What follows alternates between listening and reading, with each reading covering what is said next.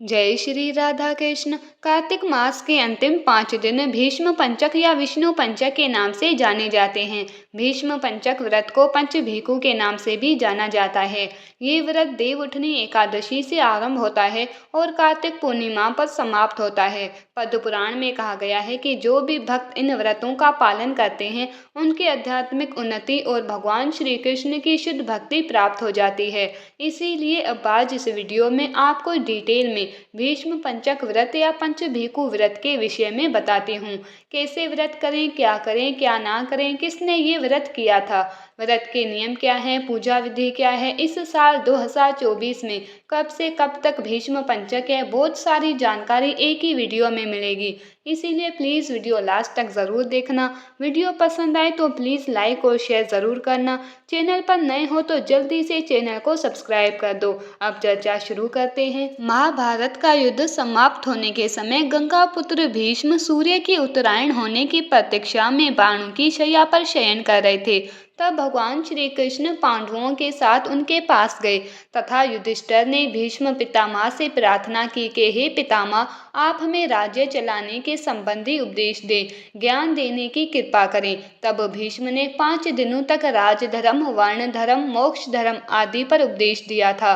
उनका उपदेश सुनकर भगवान श्री कृष्ण बड़े संतुष्ट हुए थे और बोले कि हे गंगा पुत्र, आपने कार्तिक शुक्ल पक्ष एकादशी से पूर्णिमा तक 5 दिनों में जो धार्मिक उपदेश दिया है उससे मुझे बहुत प्रसन्नता हुई। इस कारण आपकी स्मृति में इन 5 दिनों में भीष्म पंचक व्रत का प्रारंभ होगा। इन 5 दिनों में भगवान श्री हरि की पूजा करने, भक्ति सेवा करने से भक्तों में शुद्ध भक्ति का संचार होता है।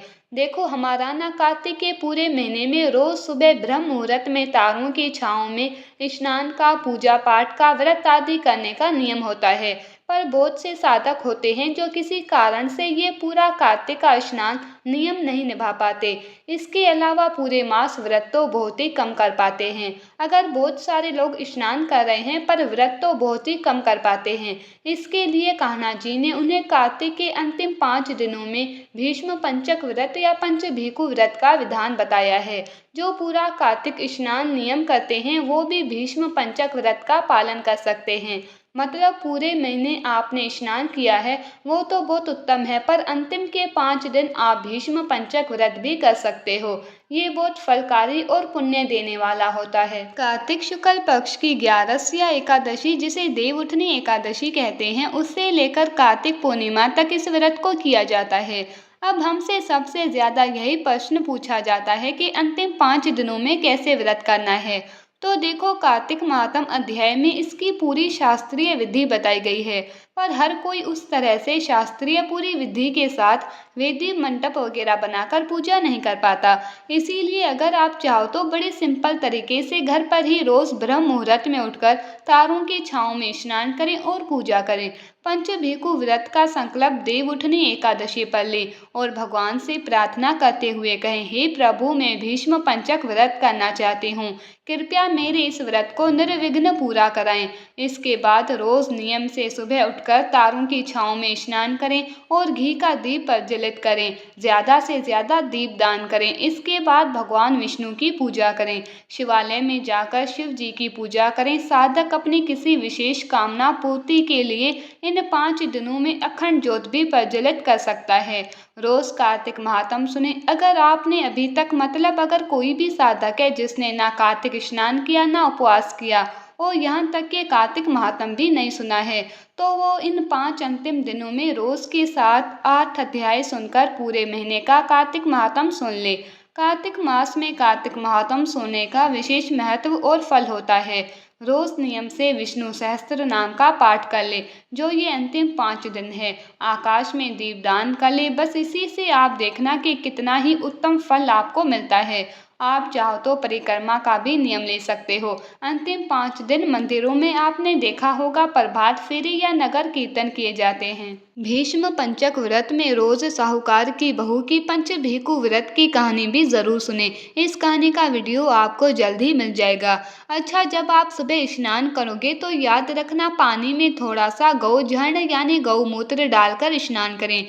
ये रोग दोष नाशक और पाप नाशक माना गया है। कार्तिक पूर्णिमा पर अपने व्रत का उद्यापन करके ब्राह्मण को जोड़े सहित जमाएंगे।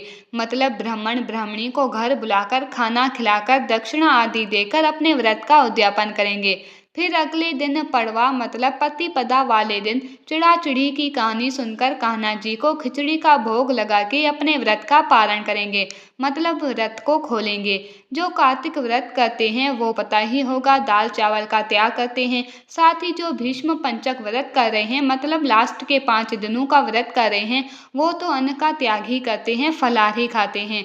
तो वो सभी लोग जो कार्तिक व्रत कर रहे हैं या भीष्म पंचक व्रत कर रहे हैं, वो प्रतिपदा को खिचड़ी खाकर ही व्रत खोलते हैं।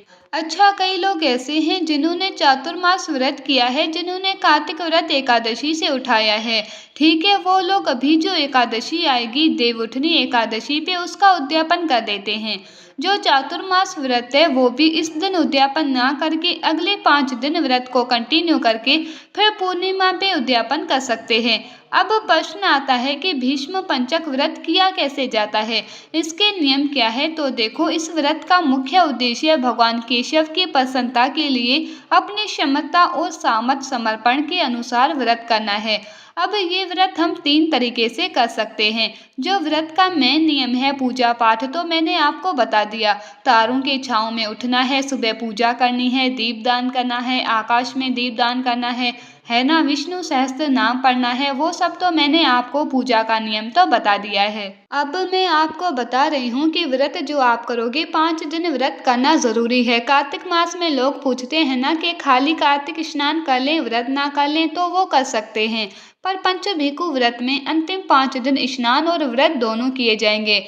ऐसा नहीं कि लास्ट के सिर्फ 5 दिन स्नान कर लो, व्रत भी करना बहुत बहुत उत्तम रहता है। बहुत सारे लोग हैं जिनकी शारीरिक क्षमता नहीं है व्रत करने की, वो अंतिम 5 दिन स्नान का नियम लेते हैं, पर हम हर किसी को सजेस्ट करते हैं कि व्रत भी जरूर कर लो।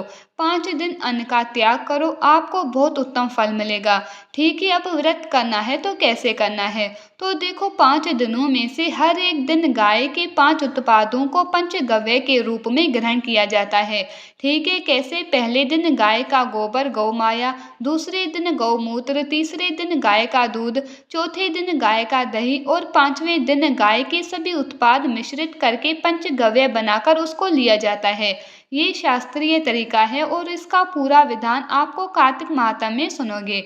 ये तो हो गया पहला तरीका। दूसरा तरीका होता है, अगर कोई भक्त उपवास की जो अभी मैंने बताया ये 5 चीजें लेनी है, इस तरह से व्रत नहीं कर सकता, तो वो फल और लिक्विड से व्रत कर सकता है। फल और लिक्विड मतलब आलू, शकरकंदी, मूंगफली, काजू, किशमिश, खजूर, केला, मौसम्बी, संतरा, नाशपाती, सेब, चीकू है ना, नारियल, नारियल पानी, ये सब लेकर 5 दिन का व्रत कर सकता है।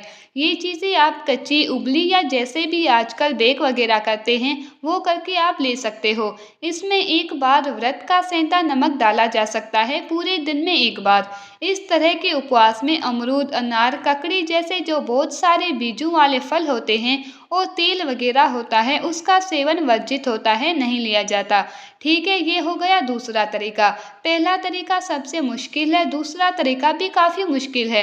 अब आता है तीसरा तरीका जो नॉर्मल भक्तों के लिए। यदि कोई भक्त उपवास की दूसरी श्रेणी का भी पालन नहीं कर सकता, तो वो फलाहार यानी कुट्टू सिंघाड़े के आटे से बना भोजन ले सकता है। अंतिम 5 दिनों में हमें अन्न का त्याग हर किसी को करना ही चाहिए और नमक भी पूरे दिन में सिर्फ एक बार ही लेना चाहिए।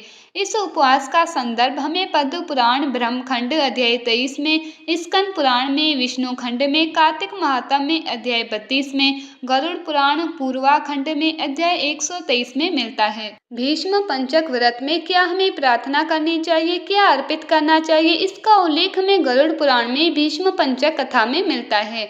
गरुड़ पुराण के अनुसार भीष्म पंचक व्रत के दिनों में भक्तगण द्वारा भगवान श्री कृष्ण के समक्ष निम्नलिखित फूल अर्पित किए जाने चाहिए। कौन कौन से हैं। पहले दिन भगवान के चरणों में कमल के फूल अर्पित करने चाहिए। दूसरे दिन भगवान की जंघा पर बिल्व पत्र अर्पित करने चाहिए। तीसरे दिन भगवान की नाभि में गंध मतलब सुगंध अर्पित करनी चाहिए, इत्र वगैरह। चौथे दिन भगवान के कंधों पर जावा का फूल अर्पित करना चाहिए और पांचवें दिन भगवान के सर पर मालती का फूल अर्पित करना चाहिए। अब अगर मैं इस साल 2024 में भीष्म पंचक व्रत की चर्चा करूं तो इस साल 12 नवंबर दिन मंगलवार देव उठनी एकादशी के साथ भीष्म पंचक व्रत का संकल्प लेंगे और 4 दिन के बाद 15 नवंबर कार्तिक पूर्णिमा तक व्रत का पालन करेंगे।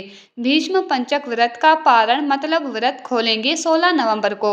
इस बार तिथियों के समय की वजह से भीष्म पंचक व्रत 4 दिन के हो रहे हैं। इसी से कई लोग 11 नवंबर से 15 नवंबर तक व्रत करने की सलाह दे रहे हैं, तो कई लोग 12 नवंबर से 16 नवंबर तक व्रत करने की सलाह दे रहे हैं, पर दोनों ही सही नहीं है। शास्त्रों में क्लियरली लिखा है कि भीष्म पंचक व्रत देव उठनी एकादशी से कार्तिक पूर्णिमा तक किए जाते हैं।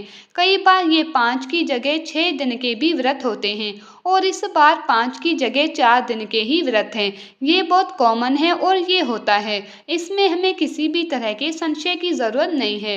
एक और बात कहूँ कि याद रखना, भीष्म पंचक या पंच भीखु व्रत सभी जरूर करें। जो भक्तगण पूरे कार्तिक व्रत स्नान नहीं कर पाए हैं वो कार्तिक के अंतिम दिनों का जो ये व्रत नियम है इसे जरूर कर लें। इसे भीष्म पंचक व्रत कहते हैं। वो 12 नवंबर से शुरू होगा और उसका समापन 15 नवंबर को किया जाएगा। अब लोग पूछेंगे कि जो हमने अभी फूल अर्पित करने बताए हैं या जो पंचगव्य लेना बताया वो किस तरह से लेंगे, तो ऐसा होता है ये फिर हम एक कोई भी 2 फूल या 2 चीज़ें एक दिन में हम करें, ठीक है। 14 पे हम इसको 2-2 कर देंगे। जो पहली बार भीष्म पंचक व्रत करेंगे वो समापन पर 5 सूखे गोल लें। 5 ब्राह्मणों को दक्षिणा के साथ जरूर देना। एक ही ब्राह्मण को नहीं देना, अलग अलग ब्राह्मण को देना ज़्यादा उत्तम होगा। इन 5 दिनों में ब्रह्मचर्य का पालन करना बहुत ज़रूरी होता है।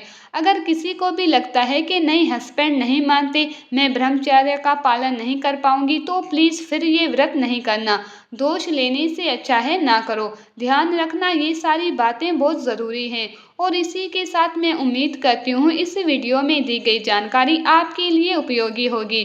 ज्ञान बांटने से बढ़ता है, इसीलिए प्लीज़ इस वीडियो को ज़्यादा से ज़्यादा शेयर करें, लाइक करें और चैनल को सब्सक्राइब ज़रूर करें। धन्यवाद।